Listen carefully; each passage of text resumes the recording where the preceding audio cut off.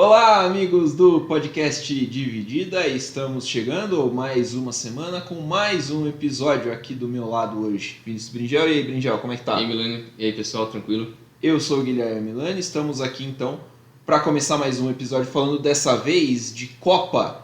Vai ter Copa, tá tendo Copa, no caso Copa do Brasil. Não é a Copa do Mundo. Não é Copa do Mundo ainda, a FIFA quer, né? A FIFA tá correndo atrás de enfiar uma Copa do Mundo a cada 2 anos, é uma ideia estúpida. Do Ronaldo e do Wenger. Né? Pode acabar com esses dois cidadãos. O Wenger teve a ideia, mano. Ele acabou com o Arsenal, ele quer acabar com a Copa, ele quer acabar com todo mundo. Sei lá, né? Vamos ver aí uma ideia da hora, uma Copa de 2 em 2 anos. Mas quem que tá falando que é uma boa ideia? O Wenger e o Ronaldo. Irmãos. O cara que falou que precisa de mais estádio do que hospital, né? É. Então, Começa aí, né? Começa aí. E o outro que, bom, o Wenger que ficou 20 anos no Arsenal lá. Mas a gente vai falar das Copas que realmente importam, né? A Copa Paulista começou, não, brincadeira. A Copa do Brasil, rolando já a sua fase final, as semifinais já foram definidas e a UEFA Champions League que começou essa semana. Vamos começar então pela Copa do Brasil. A gente teve nessa semana os confrontos da volta das quartas de final. Na Vila Belmiro, o Atlético Paranaense derrotou o Santos por 1-0. Foi o mesmo placar, né, do jogo da Arena da Baixada, 1-0 para o Atlético. O Atlético então chega à semifinal da Copa do Brasil, que ganhou 2 temporadas atrás. Isso. Elimina o Santos. Um confronto assim que foram 2 jogos meio feios, na verdade. Não foi muito bonito assim. Mas teve muita polêmica de arbitragem, né? Anularam um gol legítimo do Atlético Paranaense no jogo de ida, né? O jogo foi marcado um impedimento que não existiu. O VAR revisou e não consertou o erro, que foi extremamente bizarro. E no jogo da volta, aliás, no jogo da ida e no jogo da volta, o Santos teve um pênalti, para mim, no jogo da volta também teve um pênalti não marcado. Enfim, mudaria o confronto, mas acho que passou o melhor time, né? O Atlético Paranaense é um projeto de futebol interessante há muito tempo. Sim. E tem uma vantagem sobre o Santos, que é um time em reformulação, né? Mais uma vez em reformulação, agora com um técnico novo, o Fábio Carelli chegando. Uma competição a menos para o Santos disputar. E o Atlético também está numa mudança de técnico, né? É uma reformulação, acho que diferente da do Santos, porque o Santos a cada 6 meses tem que se reformular, mas por incompetência deles. A situação do Atlético eu acho que é diferente, porque de alguns anos para cá, eles já têm um modelo de futebol, de gestão de negócio completamente diferente dos clubes do Brasil, que é algo que é até interessante, assim, eu apoio a ideia do Petralha, por mais que ele é um cara super controverso, um cara meio loucão. Arrombado. Mas o cara ele tem uma filosofia de negócio assim pro futebol que eu acho que é meio parecido com a do Fortaleza, que é uma visão um pouco mais a longo prazo e não tanto imediatista como dos outros times no Brasil são, que eles pensam em contratar caras mais por nome, tentar fazer ter um retorno diferente, né? Então eu acho que o time do Atlético tem um projeto interessante, o elenco é ok, assim, é um bom elenco, tanto que no preview nosso antes da temporada começar, antes do Campeonato Brasileiro começar, a gente achava que o Atlético poderia ser uma das forças que poderia surpreender, porque tem uma boa equipe e o trabalho do português que foi embora agora era um trabalho decente, um trabalho bom, só que ele acabou tendo alguns atritos com a diretoria, com o Jadson também, né, que agora ele foi afastado. Que também acho que já está livre para assinar, né, tipo, já vai poder assinar contra o time. Então eu acho que o time do Atlético passou por esses problemas nas últimas semanas, mas ainda assim é um bom time, tem alguns bons nomes, e o Santos vive naquela reformulação eterna. Foi agora, o Fábio Carelli chegou agora, né, parece que foi o seu segundo jogo pelo time, e o Atlético agora está sendo comandado pelo Paulo Tuori. Mais uma vez o Paulo Tuori vai ter que ressuscitar, vai aparecer do nada, o cara já tem E assim, né, o Autori, a mudança do Atlético é menos brusca, porque o Autori era diretor, né, o Autori ele já fazia parte do projeto ali, né? Ele fazia parte do projeto, então é uma mudança menos sentida, né, para os jogadores na filosofia. E o próximo jogo que teve a seguir disso foi a volta do Flamengo e Grêmio, né? O Flamengo já tinha ganhado de 4-0 na Arena, lá no Sul, e venceu agora a volta por 2-0 com 2 gols do Pedro. Um jogo também que era O time do Flamengo foi com uma mescla, né? Porque ganhou de 4-0 o primeiro jogo, não precisa ir com tudo para a volta, então deu uma mesclada. Tinha alguns caras que ficaram no banco, mas mesmo assim o time do Flamengo é super forte, é muito competente e o Renato vem fazendo um bom trabalho também. E o Grêmio é aquela bola de neve absurda que o Felipão não consegue tirar o time desse buraco, né? Por mais que alguns caras estão começando a voltar, né? Alguns caras estavam tendo lesão, mas ainda eu acho que o Jeromel ainda falta voltar, né? Parece que sim. E quem mais? Tinha muita gente machucada. Tinha muita gente machucada, a gente não tá... Não tô lembrando aqui agora cabeça, assim, vai de ser cabeça. difícil lembrar. Mas foi um jogo já esperado, assim, não esperava que ia ser outra goleada, porque o Felipão provavelmente não ia querer passar outra vergonha. Tomou 4, tomar mais 4 ou 5 seria demais. O Douglas Costa, né, ainda também tá fora. Isso, né? Douglas Costa. Douglas Costa também tá fora. Mas o Grêmio é uma surpresa muito negativa essa temporada, né, cara? É um negócio que a gente realmente não esperava. O pior desse jogo foi o jogo da ida, né? Que o Grêmio com um a mais, sim, durante boa parte do jogo, tomar né? Tomou 4 gols no segundo tempo. O jogador do Flamengo foi expulso no final do primeiro tempo, então o Filipão teve a chance ali de pegar um intervalo de jogo, tentar traçar uma estratégia para conseguir um resultado positivo e conseguiu levar 4 gols. Tão difícil. O Flamengo vai ser franco favorito contra quase todos os times do país, exceção feita provavelmente ao Atlético Mineiro, e aí, né, com 4-0 nas costas, não tinha muito o que o Grêmio fazer, né? O Flamengo foi superior, 2-0, 2 gols do Pedro. O detalhe é que foi, né, a volta oficial, né, do público pro Maracanã. O jogo teve a presença de torcedores, né? Teve briga assim, jurídica, né? Pedidos de diretorias para ter, para não ter, e não sei o que tem. O Grêmio ameaçou não entrar em campo. O Flamengo queria usar essa liminar para entrar em campo com torcida nesse fim de semana, né? Contra o próprio Grêmio no Maracanã de novo, mas não vai ter, não. O STJD já barrou a liminar e aí é uma festa, não tem sentido. Rio de Janeiro. É Rio de Janeiro. O Vasco vai jogar com torcida no Rio de Janeiro pela Série B, porque a Série B... O Cruzeiro tá jogando com torcida faz umas 4 ou 5 rodadas já, né? Em casa, então, assim, é muito terra sem lei. É um negócio que a gente vai ter que ver o desenvolvimento aí mais pra frente. O confronto seguinte, não sei se dá pra chamar de surpresa, pelo que os times vinham jogando, né? Mas o Fortaleza eliminou o São Paulo, fez 3-1 lá no Castelão, passeio do Fortaleza. Sim. Passeio do Fortaleza em cima do São Paulo lá no Castelão. É muito bonito de ver o Fortaleza jogar. Sim. É um time que joga uma bola redondinha, joga muito bem. O trabalho do Vojvoda, para mim, é o melhor do Brasil no ano. E surpreendentemente, né? Porque é um cara que chegou, se não me engano, com a temporada em andamento, né? Chegou no meio do Campeonato Cearense, mas encaixou um estilo ali, segurou ele e tá indo muito bem. O time é 4º colocado, se não me engano, no Campeonato Brasileiro. É uma baita temporada do Fortaleza. Se aproveitou também do resultado do primeiro jogo, né? O primeiro jogo foi 2-2 no Morumbi, que o jogo São Paulo ganhava até os 38 do segundo tempo, né? Vergonhoso.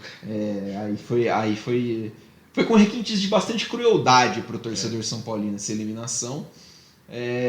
Primeira participação de um time do Nordeste na semifinal, salvo engano, desde 2011. Acho que o Ceará tinha chegado em 2011. E, consequentemente, a primeira participação de um nordestino na semifinal da Copa do Brasil, desde que os times da Libertadores passaram a jogar a Copa do Brasil de novo. É um feito gigantesco aí para esse time do Fortaleza, né, Bringel? O time do Fortaleza, eu acho que, como você já disse, tem todos os méritos aí nesse confronto. Não foi uma surpresa para mim, porque os dois times estavam meio que nivelados quando começou os confrontos, né? O jogo de ida, o São Paulo estava na mão dele, simplesmente tomou 2 gols numa desatenção absurda. O Volpi voltou a falhar no jogo de volta. 2 vezes.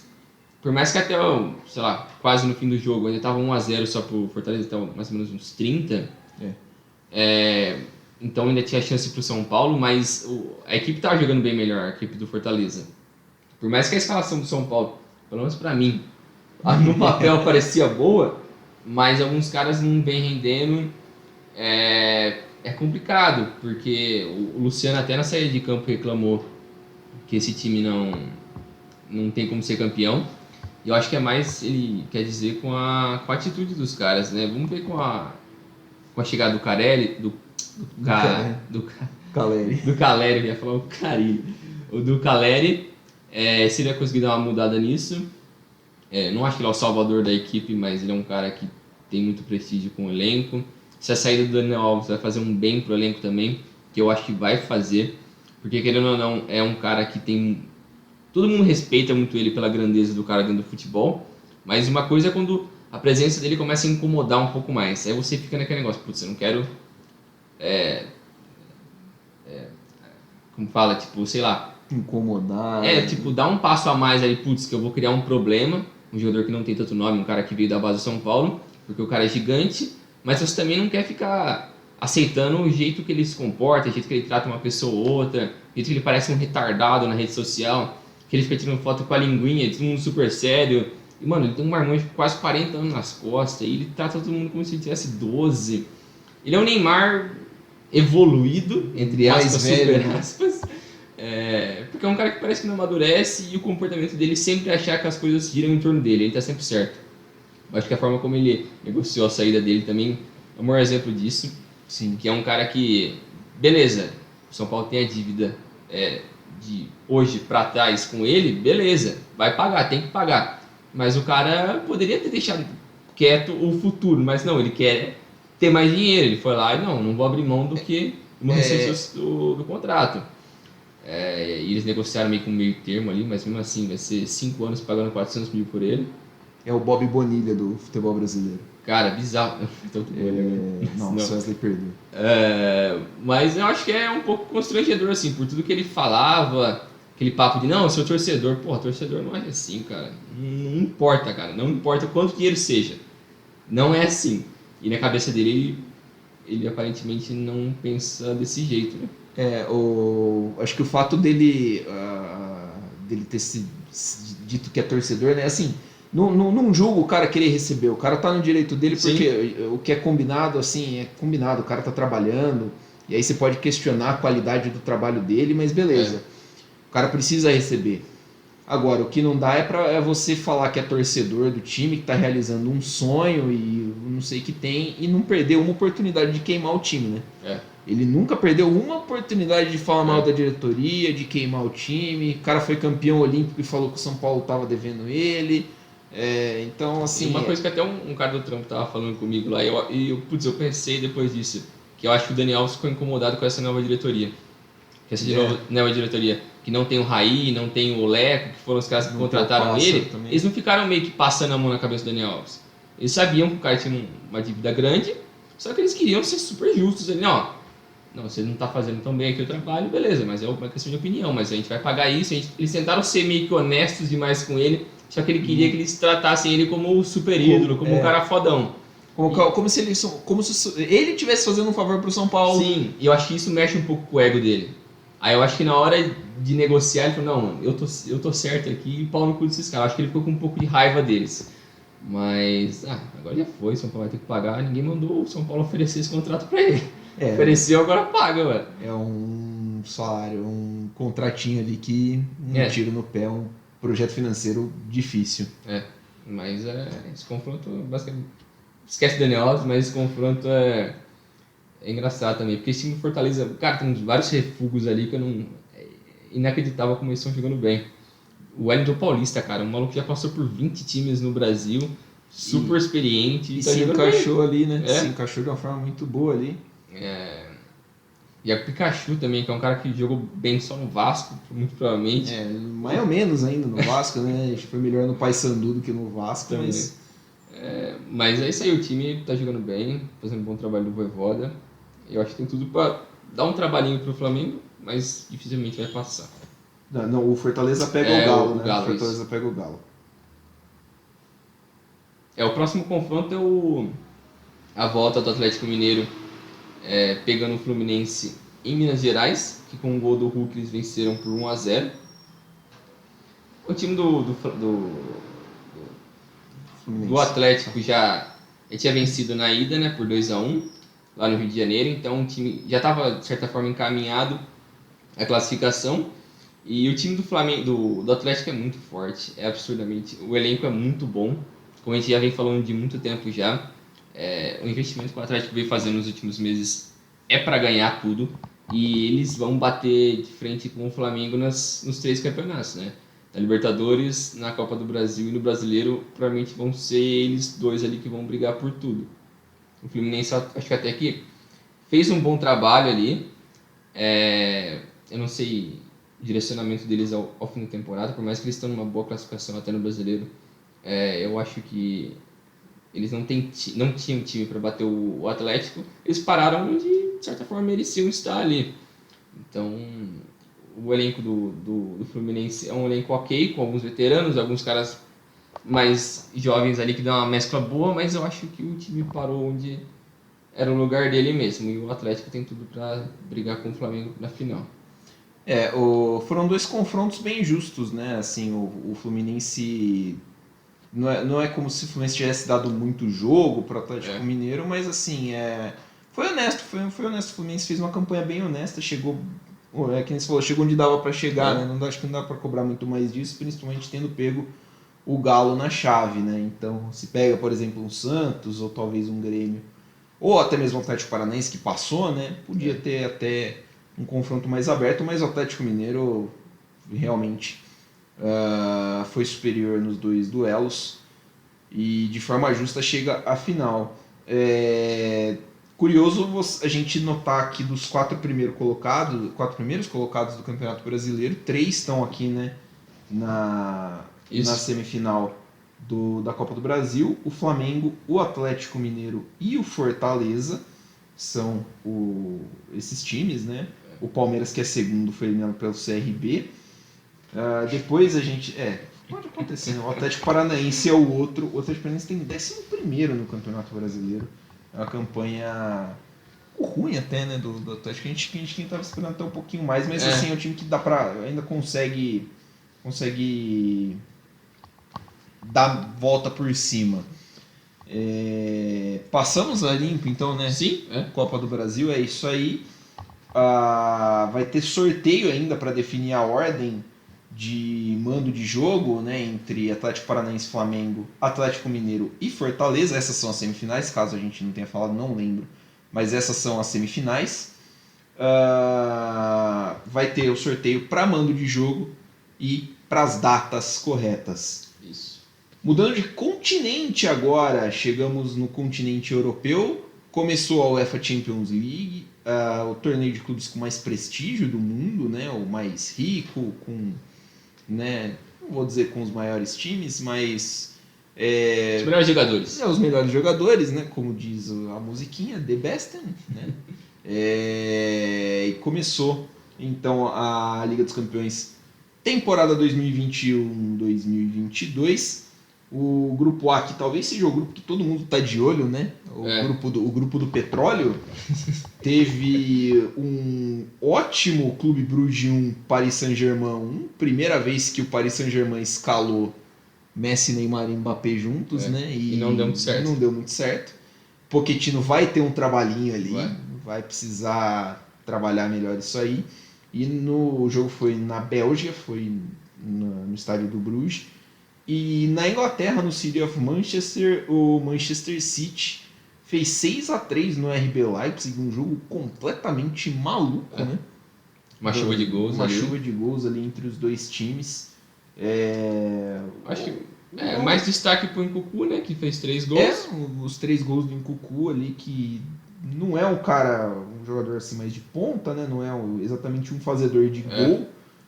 E do lado do City, né, destaque bom pro Grealish, né? Grealish fez uma boa partida, né? Foi uma boa partida dele. O Bernardo também jogou, o De Bruyne jogou bem, mas o De Bruyne é o cara do time mesmo.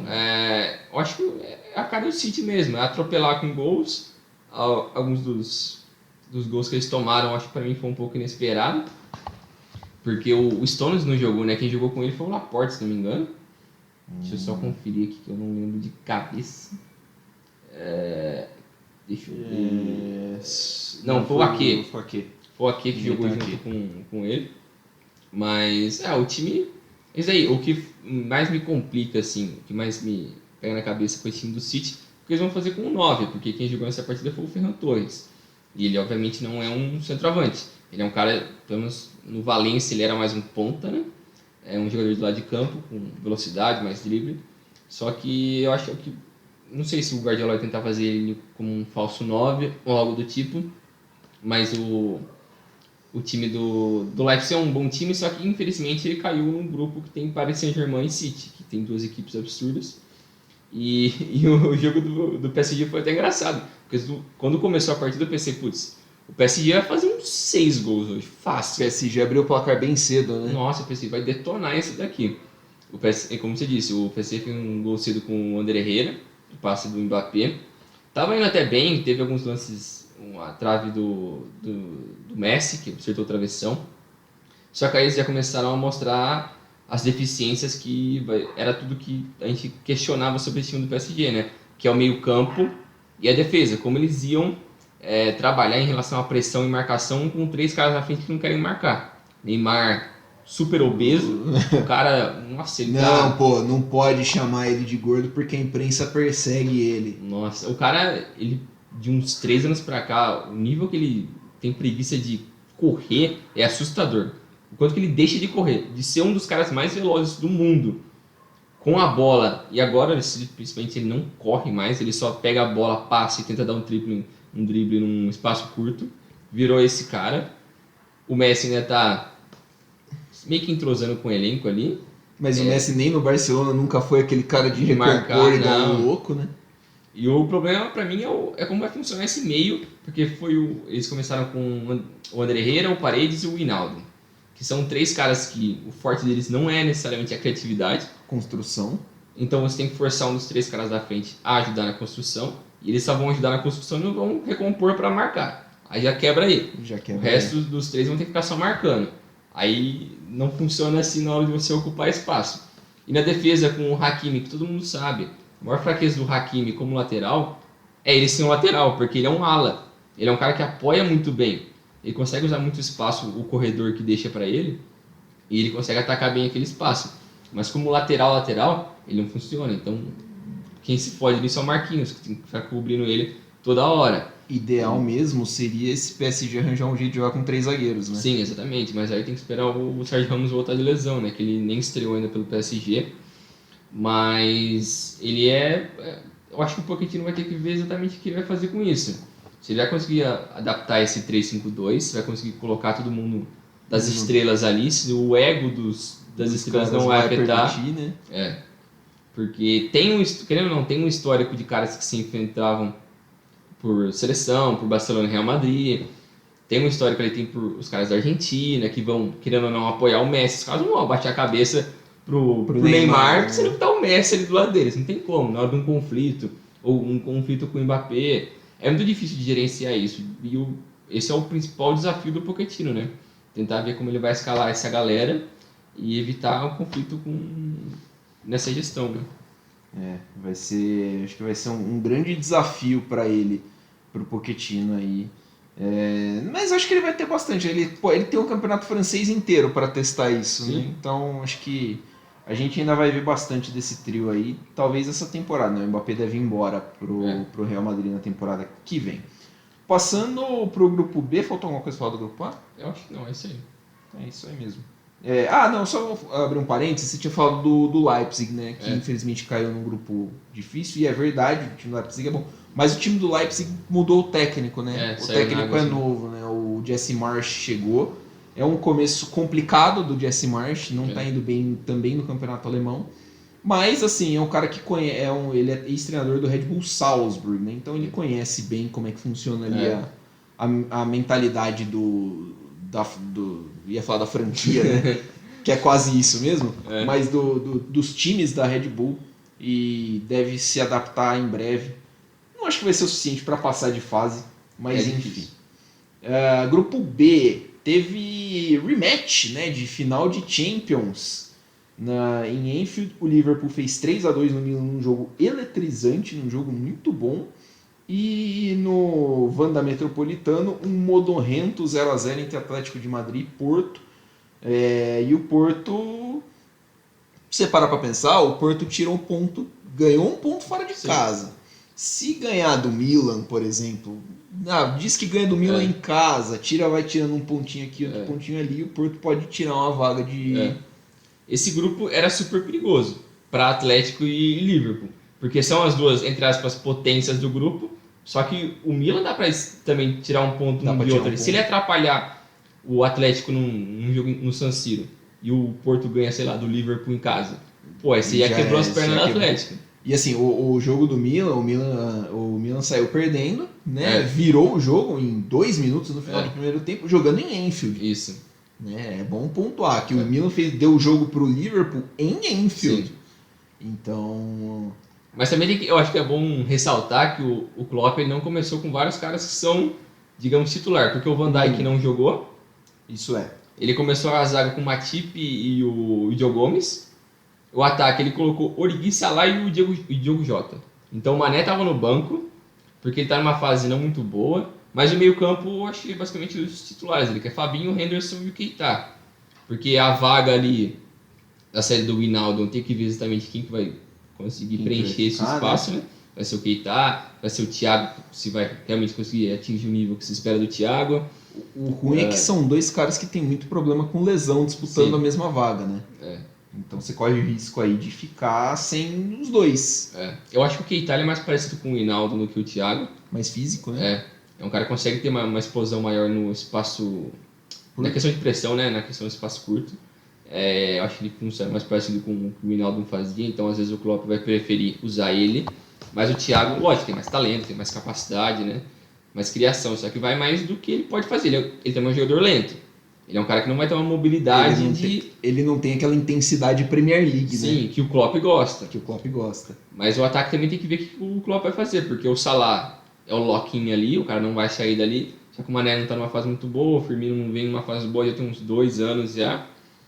Então... E aí você tem Origi e Jota que, cara, feio, é uma queda muito grande. O Jota chegou muito bem no Liverpool, né? Chegou fazendo gol, mas assim, não é um... Ele não é um super craque. Não. Eu acho que ele, pra completar o elenco, eu acho que ele é bom jogador. Ok, o duro é você depender dele, né? Mas...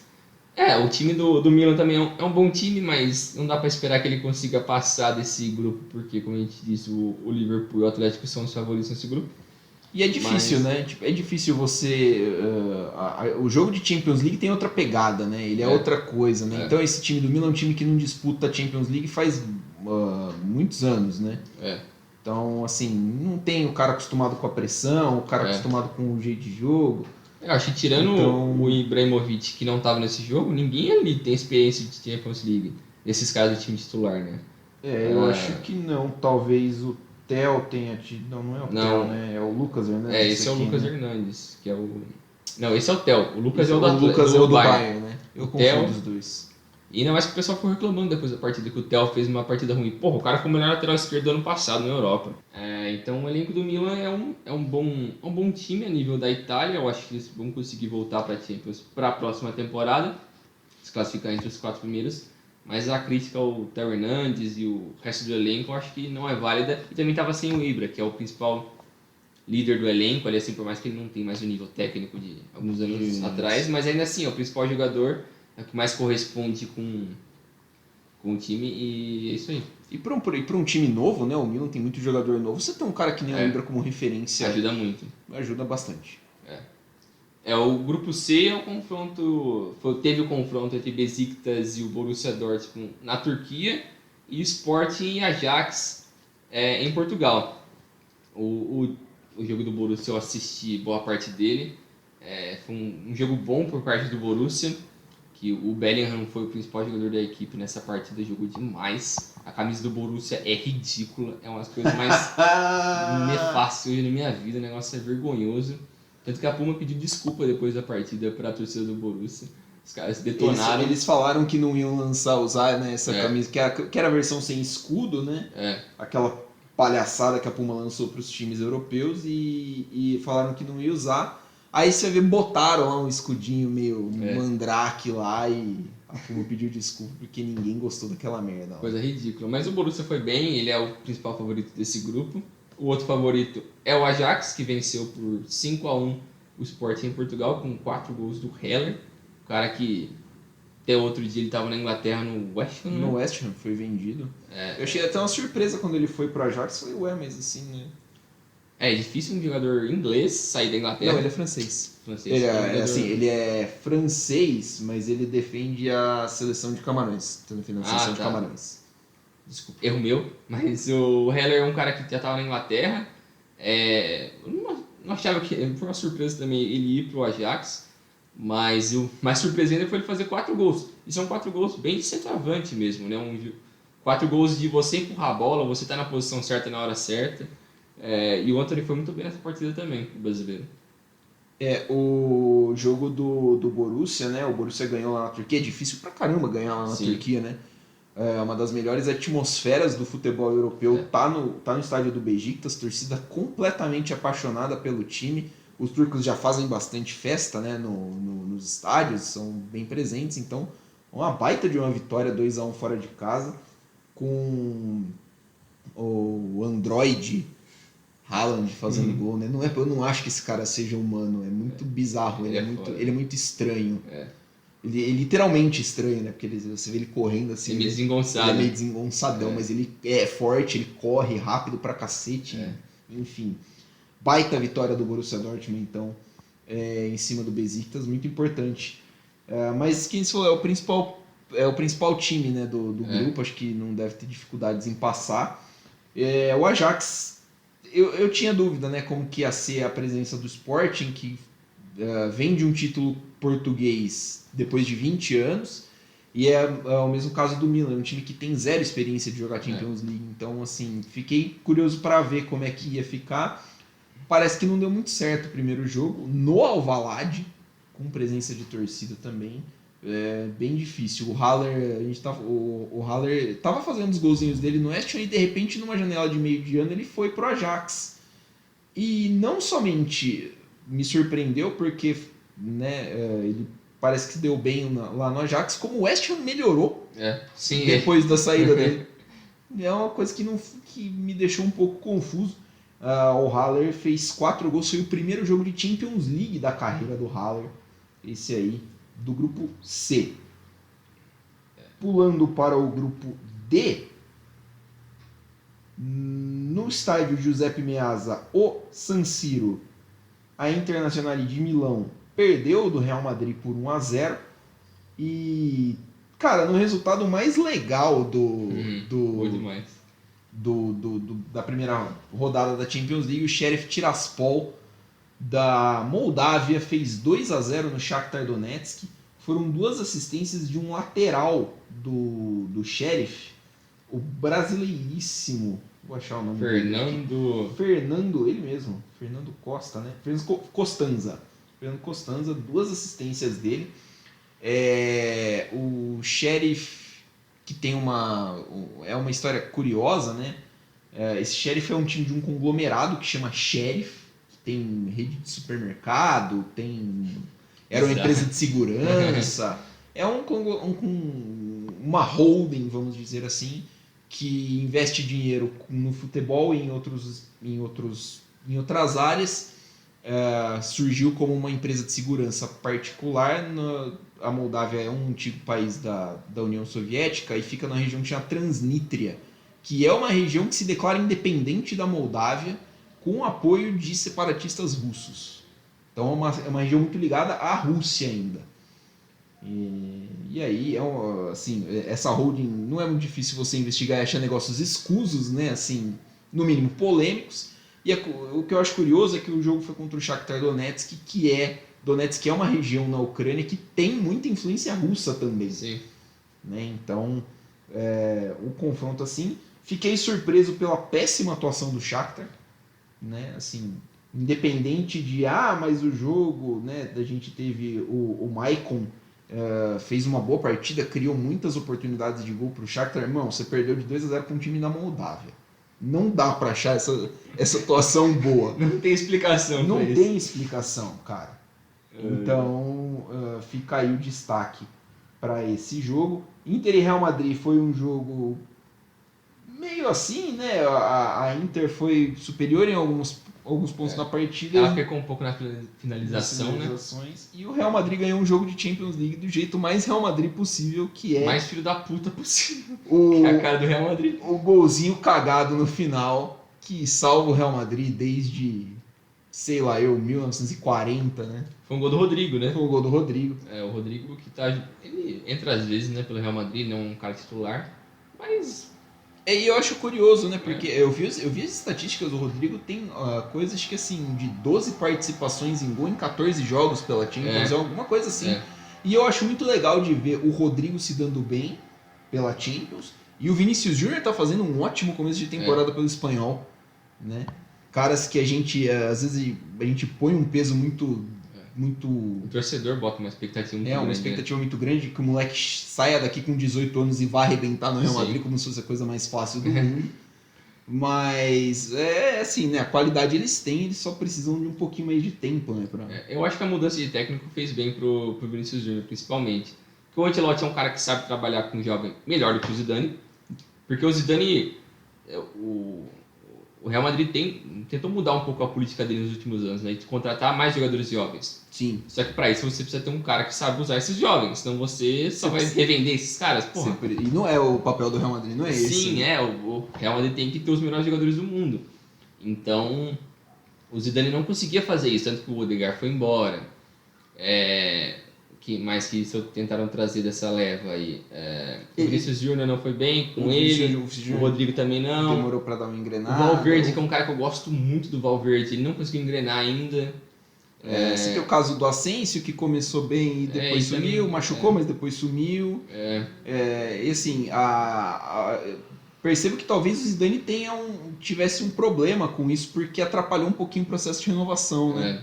Eu acho que ele ficava preso demais nos medalhões, nos casos que ele confiava, né? Sim. Porque tinha o Cristiano Ronaldo que sempre salvava eles nos momentos mais importantes, tinha o Sérgio Ramos também muito importante nesses momentos, o Marcelo também.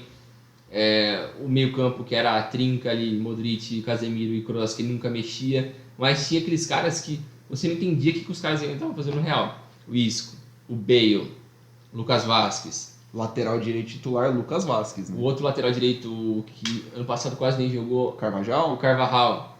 O cara, porra, é bom jogador, só que esses caras difícil, você né, tem que passar, coloca outro cara, assim, né? Se o cara não é, né, aquele talento porra bom, né? Tipo, se o cara não é um Modric, por exemplo, que você entende você ter o Modric em campo aos 35 anos, não vale, né? Não vale a pena por ter, né, o cara ali no elenco. Nossa. Mas, eu acho que a vinda do Ancelotti fez bem pro Real.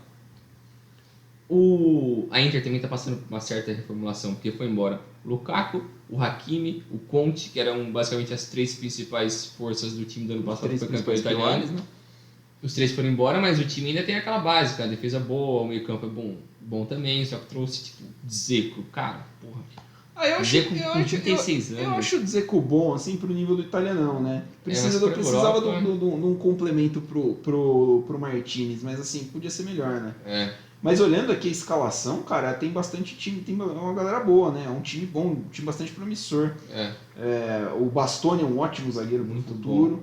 Gosto muito do Perisic. Gosto muito do Barella também. O Barella é muito bom. Joga demais. O Çalhanoğlu, vai, né? Acho que dá, né, pra contribuir alguma coisinha assim, se ele tiver com vontade, porque se ele não tiver, abraça. E o Lautaro é ótimo atacante. Sim. Complementava muito bem o Lukaku no ano passado, e agora parece que ele vai tentar ser o cara dessa equipe, né? Ele vai ter que chamar a responsa para ser o principal jogador. Vamos ver como o Inzaghi vai conseguir trabalhar isso. O Inzaghi também está assumindo uma responsabilidade muito maior, né? Porque ele saiu da Lazio, que ele ficou 4 anos na Lazio. Por aí, acho que foi isso. Fez um ótimo trabalho na Lazio. Sim, muito bom. Ele também trouxe de lá o... Caramba, ele trouxe o jogador da Lazio. O espanhol, né? Fugiu o nome agora. Mas é outro bom atacante, né? Um atacante, Fernandes, né? Não, Não é Fernandes o nome dele. mas enfim, não importa. Foda-se. Foda-se. Ficar sou nazista, mano. Não, é bem isso, né? Mas enfim, Joaquim Correia. É o nome isso, do o rapaz. Correia. Bom jogador. Mas é isso aí. Passando de grupo, o grupo E é o grupo que teve a vitória do Bayern por 3-0 contra o Barcelona e o empate entre Dinamo de Kiev e o Benfica lá em Kiev.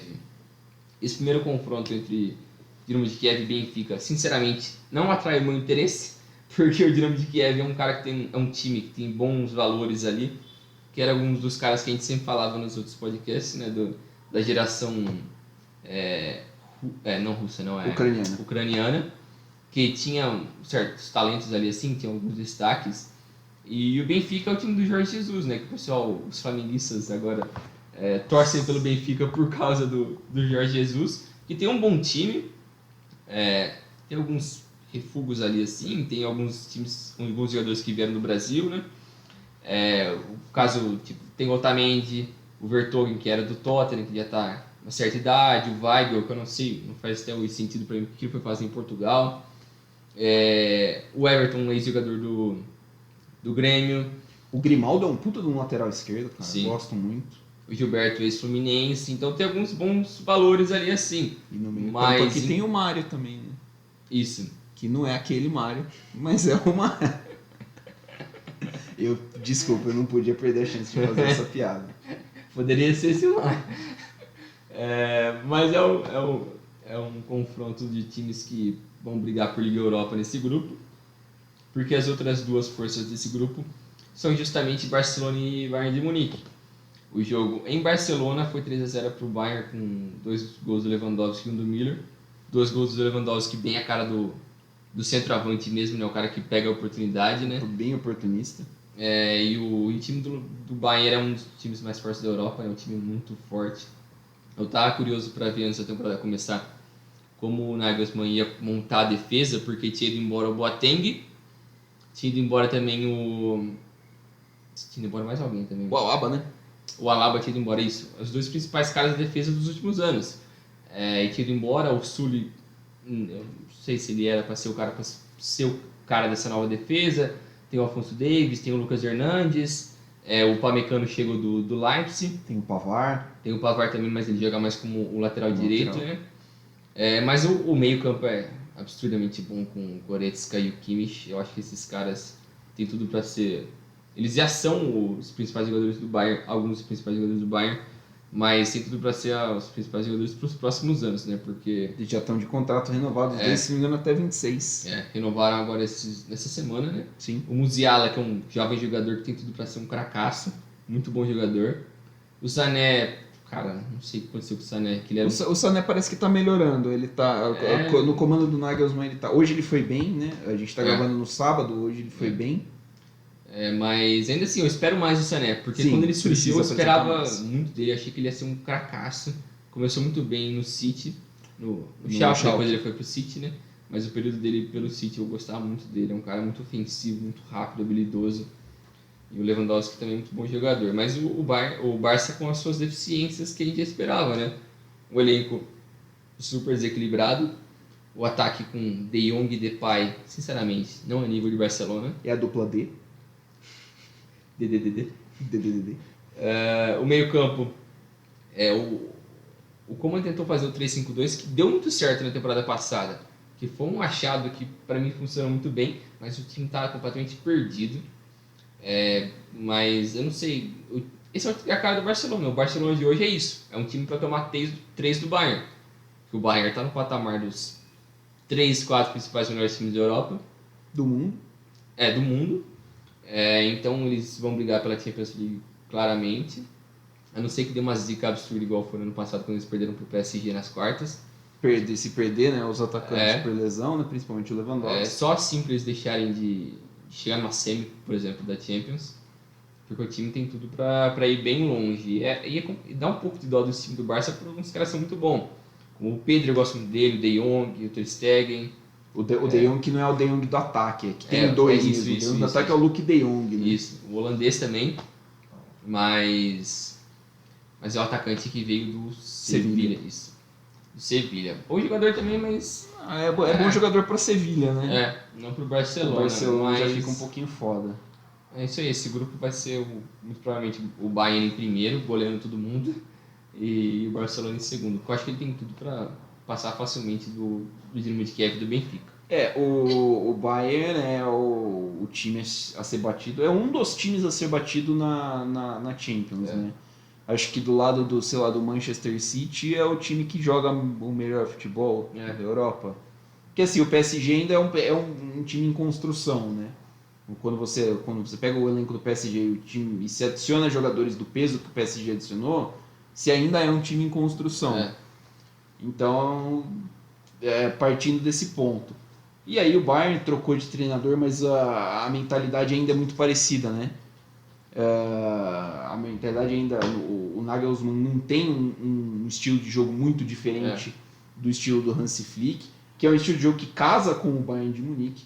Então, né, esse trio, entre aspas, de meio-campistas, Kimmich, Goretzka e Miller, cara, o Miller tá jogando muita bola. Tá, ele voltou a jogar muito bem. O Miller tá jogando muito muita bola e assim, ele tinha sumido durante um tempo assim, tanto que ficou fora da Copa de 18, foram uns anos em uma fase e depois chegou o Hansi Flick no Bayern.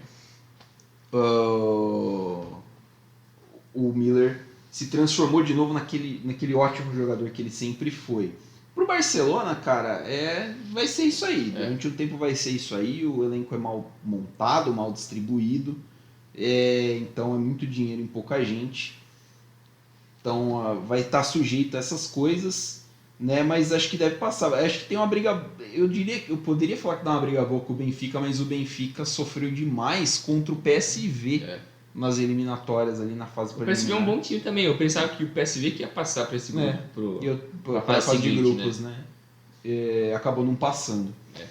Mudando de grupo, o grupo F. Falando em muito dinheiro investido em pouca gente, o Manchester United perdeu, né? Gol do Cristiano Ronaldo no Stade Suisse, mas o Young Boys fez 2-1. O United estava com um a menos, né? O Wan-Bissaka foi expulso e o Ole Gunnar Solskjaer, o técnico, tirou o Cristiano Ronaldo para colocar o Lingard. E tirou também o Bruno Fernandes. Mano, não existe. O cara tirou o Cristiano Ronaldo num jogo de Champions League, velho. O cara tá de brincadeira. O Solskjaer é um fanfarrão. E num jogo melhorzinho, um jogo mais animado, o Villarreal empatou em 2-2 com a Atalanta. A Atalanta é um time... eu sou a favor da gente dar uma vaga direta pra Atalanta, toda time, que só só jogo maluco. É só jogo maluco, eu sou muito a favor, a favor. Acho que seria um favor que seria feito pro futebol. Desse grupo, imagino que o United vai se recuperar, né? Sim, deve passar em primeiro, é um jogo fora de casa, é uma derrota, é difícil, mas deve se recuperar. Ele não vai contar com o Bissaka pro próximo jogo, mas dá pra achar alguma alternativa coerente.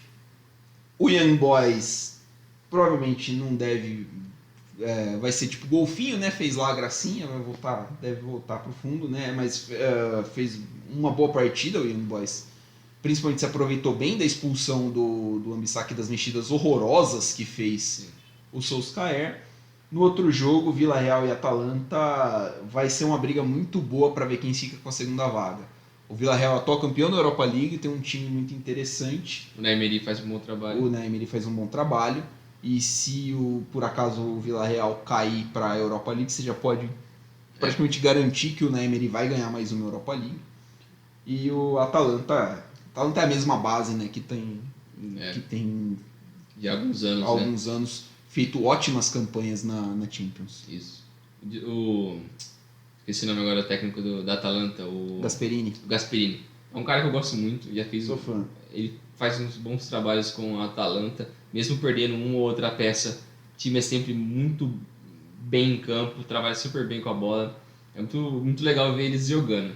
Mas o mais interessante para mim desse grupo foi o jogo do United. Eu assisti o jogo e foi uma festa incrível que a torcida do Young Boys fez. O jogo estava lindo. Foi um jogo muito bacana de ver. Por parte do Young Boys, porque o Manchester United, cara, não tem como. Um time como o Manchester United chutar 2 vezes em 90 minutos contra o Young Boys é de brincadeira, cara. Não tem como, não tem explicação. Simplesmente não tem explicação. E beleza, o Solskjaer tem todas as culpas dele das mudanças que ele fez ao longo do jogo, mas ele não tem culpa do Wan-Bissaka ter sido expulso. Porra, uma expulsão justa. Sim, e foi no começo da partida, então querendo ou não, isso atrapalha o resto do jogo. Com quase 50 minutos, pouco mais de 50 minutos para jogar, sem um jogador, atrapalha o time querendo ou não. E o time do Manchester United com as mudanças do Solskjaer, tirou o Cristiano Ronaldo, tirou o Bruno Fernandes, tirou o Van de Beek. Ele matou o meio campo do time. Ele tirou todo mundo. Colocou o Matite, colocou o Lingard. Ele tirou o Sancho para botar o Dalot, já depois da expulsão. Então ele simplesmente acabou com todo mundo. E o Manchester United é vergonhoso conseguir fazer isso, sair na frente e depois tomar uma virada no último segundo com aquele passe bizarro do Lingard para trás. Uma baita assistência do Lingard. E os caras estão querendo renovar com ele. Nossa. Essa semana saiu que os caras querem renovar com ele, porque ele tá no último ano de contrato. Eu achei que ele fosse ficar no West Ham, né? Porque ele foi bem no West Ham ano passado. Acho que é um time que... Tomara que ele renove mais 15 anos, fica lá. Não, assim, eu por mim sou super a favor. Lingardinho 10 Nossa, pra mim, topíssimo. Mas, seguindo aqui os grupos da Champions League, o grupo G é o grupo que teve o confronto de Sevilha e Salzburg, que ficou em 1-1, a partida na Espanha, e Lille e Wolfsburg, a partida na França. Ficou no 0-0 esse confronto. Os dois jogos bem equilibrados, eu acho que eu não assisti os dois jogos, mas eu esperava que o Lille fosse fazer uma campanha um jogo um pouco melhor contra o Wolfsburg, que é um bom time também. É um grupo bem equilibrado, porque os 4 times, nenhum deles é muito melhor do que favorito, os outros, né? Qualquer um deles pode beliscar uma vaga. Eu acho que o Wolfsburg tem chance de passar como segundo. Eu acho que o Sevilla ainda vai conseguir acabar passando em primeiro nesse grupo. O time do Wolfsburg fez uma boa campanha no ano passado na Bundesliga. No fim, acabou dando uma caída nos últimos jogos, né? Tanto que acabou... Ele estava em terceiro por muito tempo. Aí o Dortmund teve aquela recuperada e eles acabaram ficando em quarto. Se não me engano, foi isso.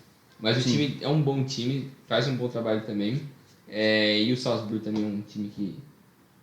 É o time do Szoboszlai. O Szoboszlai tá lá, né? Não, o Szoboszlai foi pro... Verdade, ele foi pro Leipzig. Isso, verdade. Ele fez a troca do ZRB. Mas é um bom jogador também. E o Lille também perdeu muita gente depois do título do ano passado. Perdeu o técnico também. Perdeu o técnico, goleiro... Então é muito improvável que eles passem ou que eles consigam manter o nível do ano passado. A bizarrice foi no jogo do Sevilha e do Salzburg, foram 4 pênaltis no primeiro tempo, né?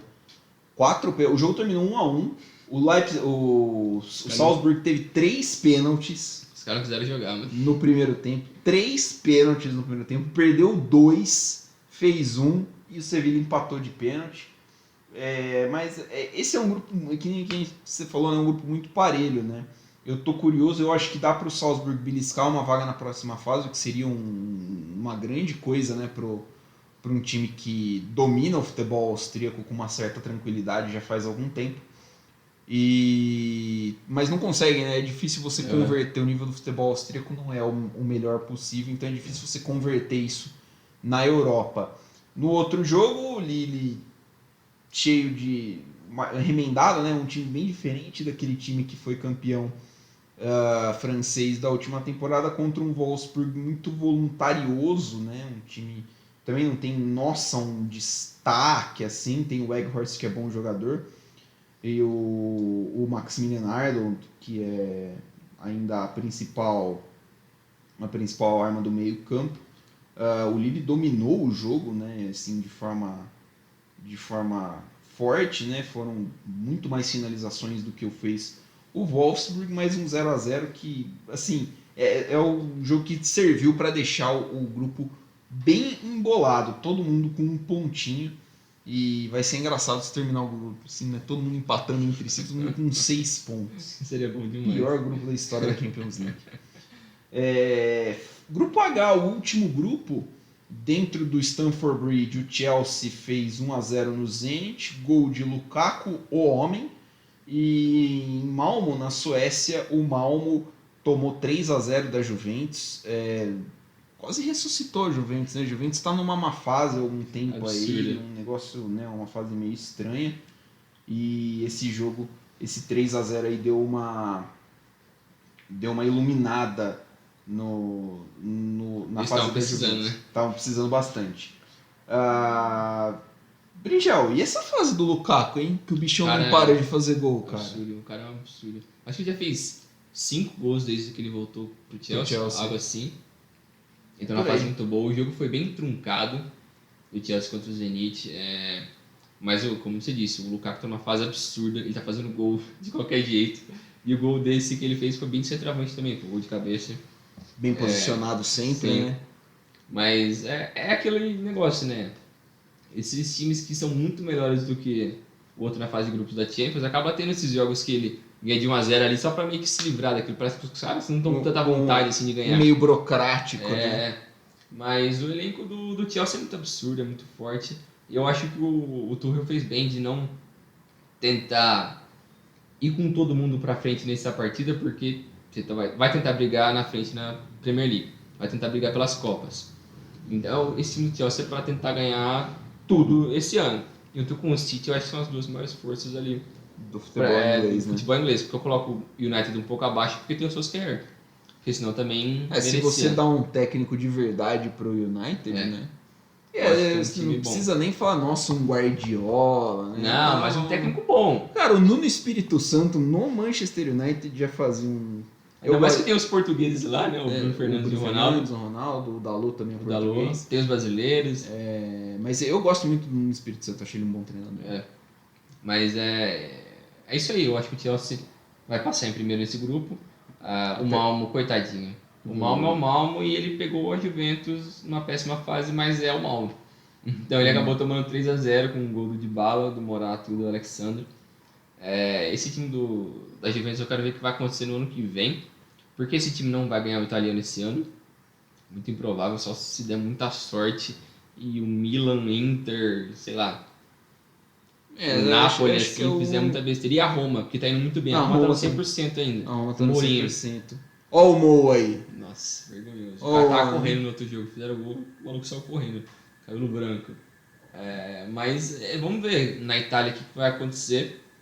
Eu acho que a Juventus deve voltar para a Champions pro próximo ano. Muito improvável que não fique entre os 4. Mas o time da Juventus é muito fraco. O Dybala, ele vai ter que finalmente abraçar a camisa de 10 e falar, não, eu sou o cara desse time aqui, eu vou resolver a parada. Porque nos últimos anos ele resolvia alguns jogos, mas ele tinha a sombra do Cristiano Ronaldo ali, né? Ele precisa de fato ser o cara do time, né? Ele tem que chamar a responsabilidade agora, né? Ele precisa de fato ser o cara do time para que a Juventus volte, né, aos meios de vencer, né? Aquela Juventus que dominou a Itália durante muito tempo, ela praticamente não existe mais, né? Sim. Então, já foi a fase super campeã da Juventus, agora ela vai ter que se reformular, porque ela tinha muitos salários altos, não tinha poderio financeiro para tentar trazer outros caras de alto nível, mas o elenco ainda é muito bom, trouxe o Locatelli, que é um ótimo jogador, aí tem os caras ok ali no meio campo da defesa, tem o Delite, que é muito bom, o Bonucci ainda é um bom jogador, os laterais são péssimos.